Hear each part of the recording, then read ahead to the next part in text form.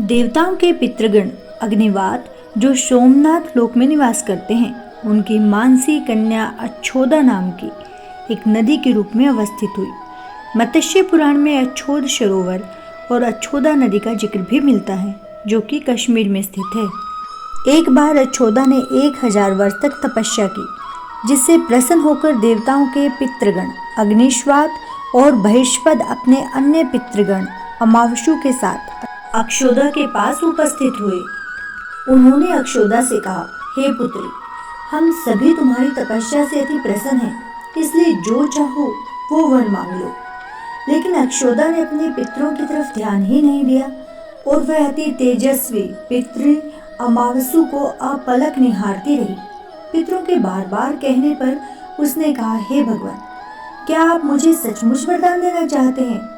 इस पर तेजस्वी पितृ अमावस्यु ने कहा, हे अक्षोदा, वरदान पर तुम्हारा अधिकार सिद्ध है, इसलिए निसंकोच कहो। अक्षोदा ने कहा, भगवान, यदि आप मुझे वरदान देना ही चाहते हैं तो मैं तत्क्षण आपके साथ रमण कर आनंद लेना चाहती हूँ। अक्षोदा के इस तरह कहे जाने पर सभी पितृ क्रोधित हो गए। उन्होंने अक्षोदा को श्राप दिया कि वह पितृलोक से पतित होकर पृथ्वीलोक पर जाएगी।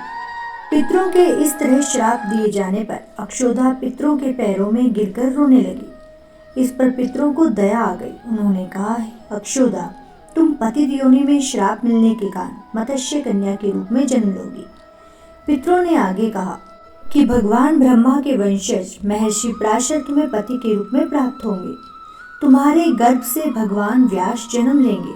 उसके उपरांत भी अन्य दिव्य वंशों में जन्म लेते हुए तुम श्राप मुक्त होकर पुनः पितृलोक में वापस आ जाओगी। पितरों के इस तरह कहे जाने पर अक्षोदा शांत हुई। अमावस्यु के ब्रह्मचार्य और धैर्य की भी सभी पितरों ने सराहना की एवं उन्हें वरदान दिया कि यह अमावस्या की तिथि अमावस्यु के नाम से जानी जाएगी। जो प्राणी किसी भी दिन श्राद्ध न कर पाए, वह केवल अमावस्या के दिन श्राद्ध तर्पण करके सभी बीते 14 दिनों का पुण्य प्राप्त करते हुए अपने पितरों को तृप्त कर सकते हैं। तभी से प्रत्येक माह की अमावस्या तिथि को सर्वाधिक महत्व दिया जाता है और यह तिथि सर्वपितृ श्राद्ध के रूप में मनाई जाती है।